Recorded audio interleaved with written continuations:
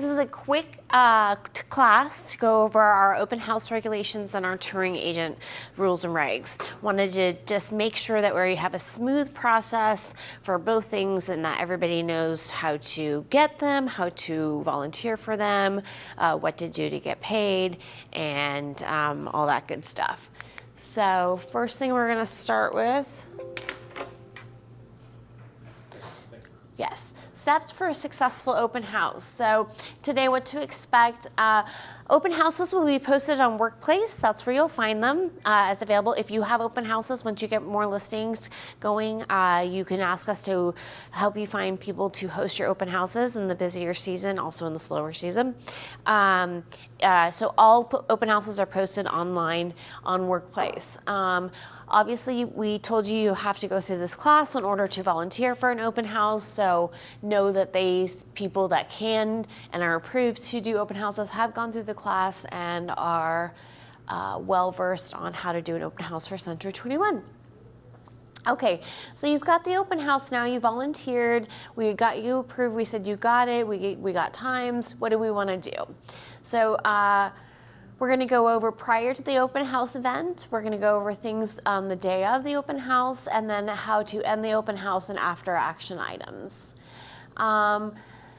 First thing you want to do is, as soon as you get assigned an open house, send an email to let us know what date and time you'll be holding it. Help will make sure to get the information on all the MLSs and websites. Help will send you a flyer and a social media graphic for the open house, and we, within reason, will put out directionals for you. The only thing, you have to pick these up after the last event of the weekend. So if you're the Sunday person, you'll want to pick these signs up, and if you're the Saturday person, you can leave them there.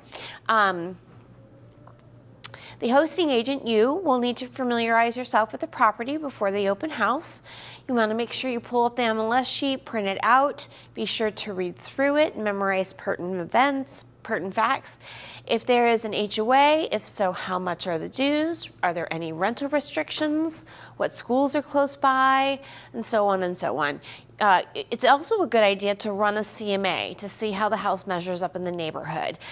If there's something for sale up the street or next door or right around the corner, if it's a ranch and there's another ranch very close by, you want to make sure that you have that information available to you. It could be a really great value add for new potential clients that are looking in the neighborhood. A good way to get somebody who's maybe not represented is to be like, hey, if you don't like this one, there's one around the corner. If you're looking for a single story, I'd love to show it to you. You want to go see it today at 5 o'clock. Something like that. That's always a good thing. So now you've had the open house, we've posted it everywhere. You're going to want to start marketing it yourself as an agent through your own agent websites and social media and all that stuff. Get the message out digitally and by word of mouth. Post and share open house information as widely as possible. Facebook, Marketplace, Nextdoor, neighborhood, Facebook groups, all those are good ideas to share the open house on. If you really want to make an impression, create and post a video email message about your open house, do a live session. Do a drive-by to the property prior to the open house. A picture is worth 1,000 words. Of course, online, the usually 90% of the time, people make the house look in the best light possible with a great photographer, great lighting. They accentuate all the best features of the house, which is wonderful, and you've looked at those on the MLS already, but sometimes you need to check out the neighborhood. You just never know what's next door, what's across the street, what's behind the house. Could have a huge, electrical pole or something in the yard that you didn't know about, or could be backed up to an extremely busy street that makes a lot of noise that could affect. So you want to familiarize yourself with the home and get ready for questions that may be pertinent to that kind of stuff. You've already run your comps. You want to make sure your directional signs are in position. This is the day of your open house. And like I said, possibility of showing a comp to another buyer, that'd be great. Print your flyers, your sign-in sheet, and of course your MLS sheet for yourself. Purchase any snacks or refreshments that you will be offering at the open house. Consider allergies. This is not a have to, but this is something that just brightens the open house. This can be an icebreaker. It works or it doesn't work. It doesn't, that's how I feel. Like, yeah, it's really cool. If you'd like to do that, especially if it's your own listing and you're representing your seller. And if not, and you can't afford it, that's okay too. Just make sure that you have your flyers and your sign-in sheet and make sure you're available for questions and are happy to be there. That leads me into my next thing. On the day of the open house, look professional and show up happy to work. Just be nice to people. That's a lot of the thing. That's a lot of the job when it comes to our position as a real estate agent. And people don't think about that very often, that it just can be very simple of a nice smile, a warm hello, please look around. We are so happy you came. Don't be upset to be there. Be happy to be there. Confirm setup this is the day of your directional signs again. Turn on all the lights in the home and open all the doors. So this is preparing the home for showings. You should do this when you're touring as well. You want to show the home in its best natural light with all the lights on. Unlock the doors that may be locked. Familiarize yourself with the floor plan. And get it ready so that it's shining when people are coming through. Set up your designated spot in a centered or high traffic area of the home.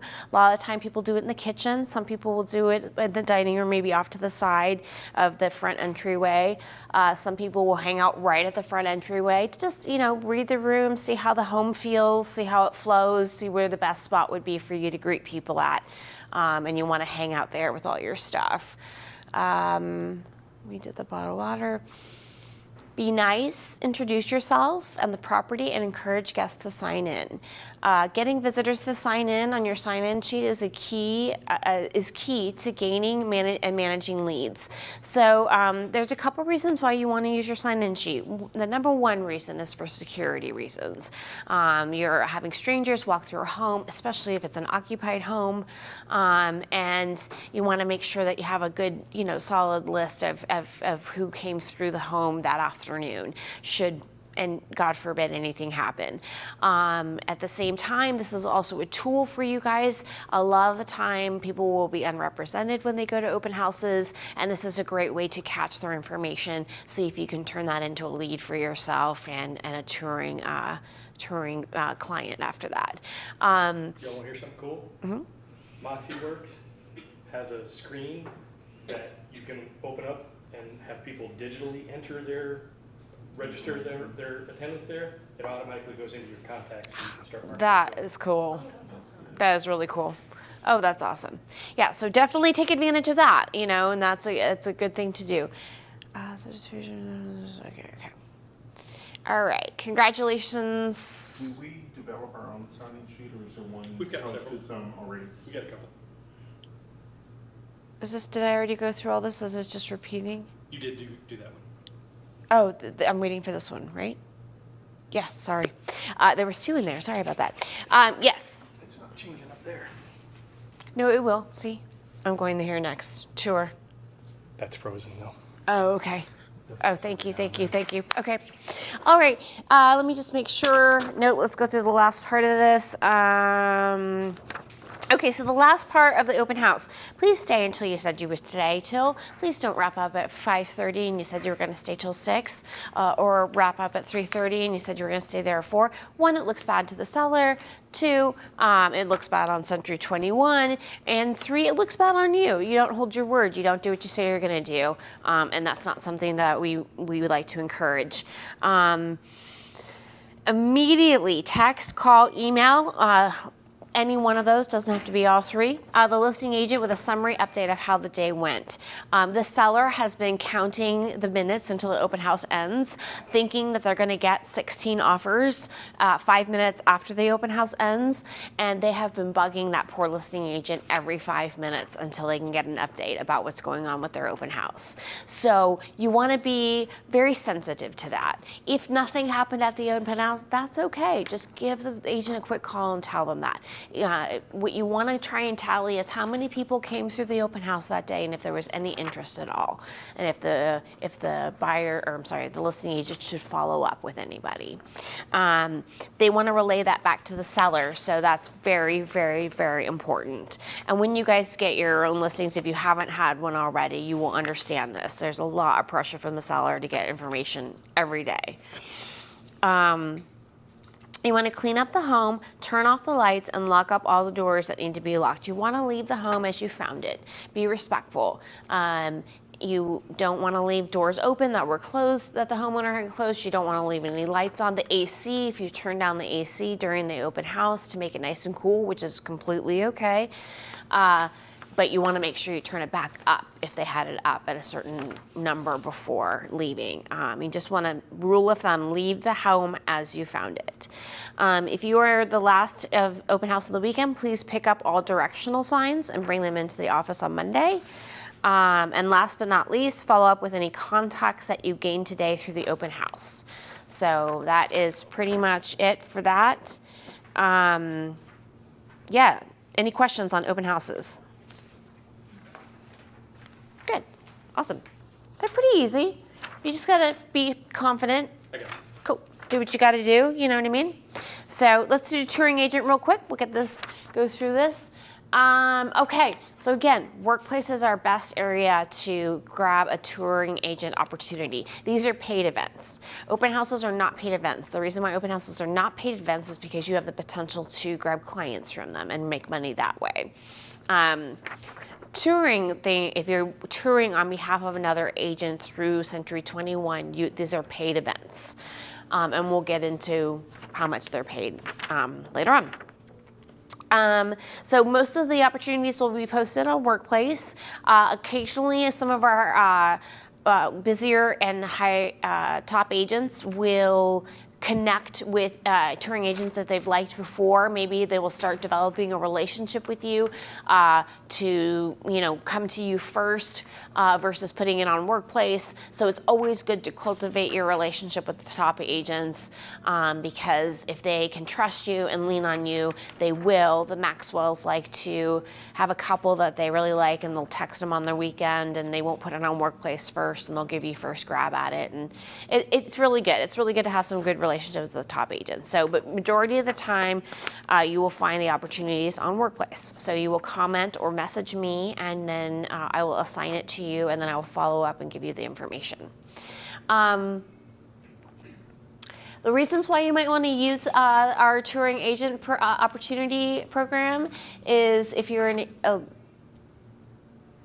This kind of just describes the differences between whether it came for you as a listing agent or a buyer's agent. Oh, okay, I'm sorry.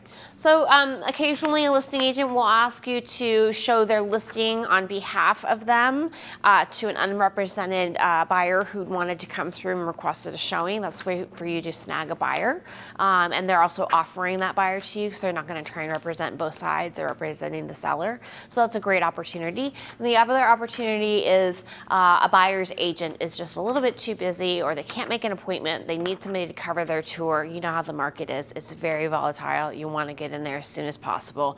This gives you an opportunity to be like, hey, let me call my partner. We'll get you guys out there. We'll meet up. We'll get through this tour and get you guys in there right away. So, all right. So now you've got your tour. First thing you want to do, you're going to get an email from help and it's going to CC the lead agent and yourself and it's going to say, hey, lead agent, so-and-so is taking your tour.